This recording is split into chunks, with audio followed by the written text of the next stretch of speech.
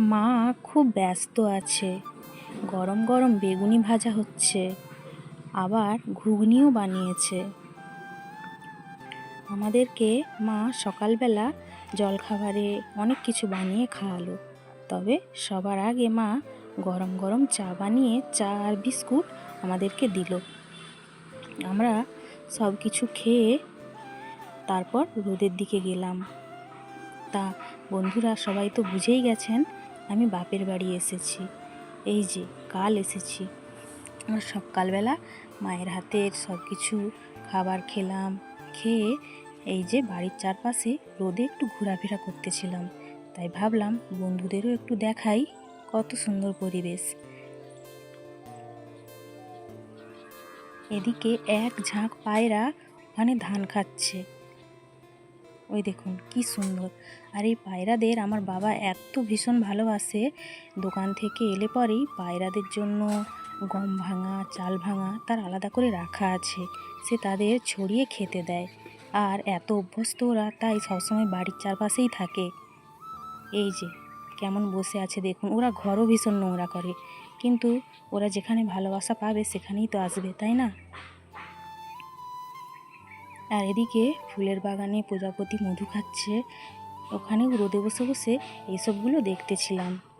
আর দুটো এত সুন্দর সুন্দর কুকুরের বাচ্চা, সেগুলো খেলাধুলো করছিল, ওইগুলোও দেখতেছিলাম।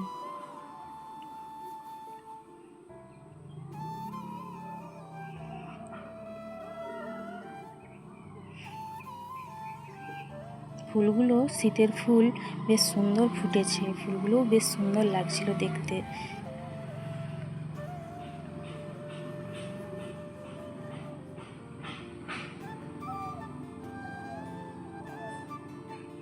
ওই যে বাচ্চা দুটো কেমন খেলছে দেখুন। আমরা সবাই বসে ওদেরকেই দেখতেছিলাম। আর আমাদের দুষ্টু বিড়ালটা ওখানে বসে বসে দেখছিল ওদের দৃশ্যটা।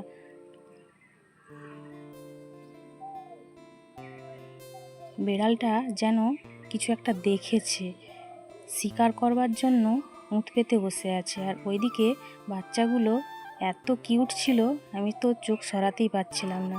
কি সুন্দরভাবে দুজনে খেলাধুলো করছিল।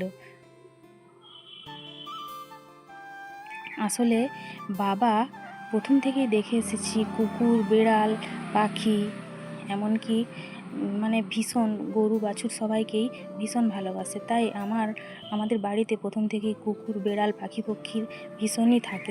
সব কিছুই থেকে থাকে। আর বাবার মতো আমিও হয়েছি, আমিও ভীষণ ভালোবাসি। আর তার সাথে গাছ লাগাতেও। আর এদিকে রাস্তার ওদিকে ছিল গাঁদা ফুলের বাগান, ওটাও ভীষণ ভালো লাগছিল। আর এই যে বড় পুকুরটা, ওটার নাম হলো তাল পুকুর। পুকুরটা খুবই বড়, ওখানে ঘর ডোবানো হতো, প্লাস ঠাকুরের ভাসানও হয়। প্রতিষ্ঠা পুকুর। আর পুকুরের ওই পাড়ে একটু লক্ষ্য করলেই দেখতে পাবেন কিছু মানুষ ছিপ ফেলে বসে আছে, কারণ এই পুকুরে ভীষণ মাছ থাকে।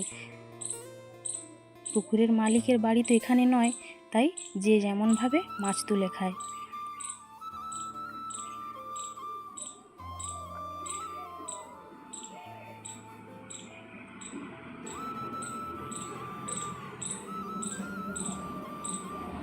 আর মা ওদিকে রান্নাবান্না করছিল, আমাদেরকে সব কিছু খাইয়ে মা বলল তোরা রোদে বস, আমি রান্নাবান্না করি।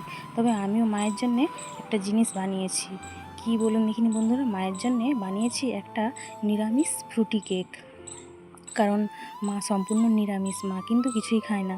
তাই মা দোকানেরও কেক খেতে চায় না। তাই মায়ের জন্যে একটা কেক সুন্দর করে বানিয়েছি। তা কেকটা কেমন হয়েছে সেটা দেখে নিচ্ছি, চলুন। কেকটা ভীষণ ভালো হয়েছে। মা বলল কি সুন্দর কেক।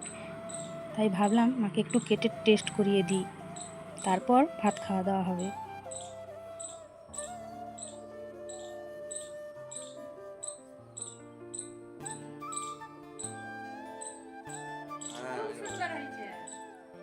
ব্যাস, এইবার খাওয়া দাওয়ার পর মা আমাকে নিয়ে একটা মার্কেটে যাবে বলল।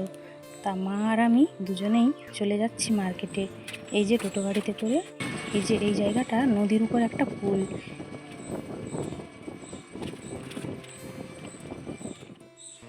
এই যে কোথায় এসেছি, একটা শাড়ির দোকানে। মা আমাদের বোনদেরকে শাড়ি কিনে দেবে। সামনেই আছে কালী পুজো, ফাল্গুন মাসে, তখন সব বোন একসাথে আসবো। আমরা 4 বোনকে তাই মা 4টে শাড়ি একরকম কিনে দিল। আর মায়েরা তো সবসময় চায় সন্তানদের সাজাতে, মা তাই 4টে শাড়ি একই রকম কিনে দিল, যাতে আমরা 4 জন ওই পুজোতে একই রকম 4টে শাড়ি পরে বেরোই। এই 4টে শাড়ি 4টে রঙের।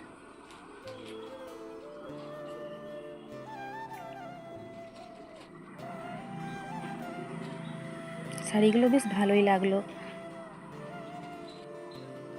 তারপর সন্ধেবেলা মা কেকটা কেটে সবাইকে দিল। কেকটা যদিও আমরা এখনও টেস্ট করিনি, মা আমাকেও দিল। কেকটা বেশ ভালো লাগছিল, খেয়ে দেখলাম কেকটা বেশ সুন্দর হয়েছে। তো বন্ধুরা, এখানেই শেষ করছি। সবাই ভালো থাকবেন, সুস্থ থাকবেন। আর আমার ব্লগটা যদি ভালো লাগে তাহলে চ্যানেলটা সাবস্ক্রাইব করবেন আর একটা লাইক দেবেন। আপনাদের সাথে গল্প করতে আমি আবার আসবো।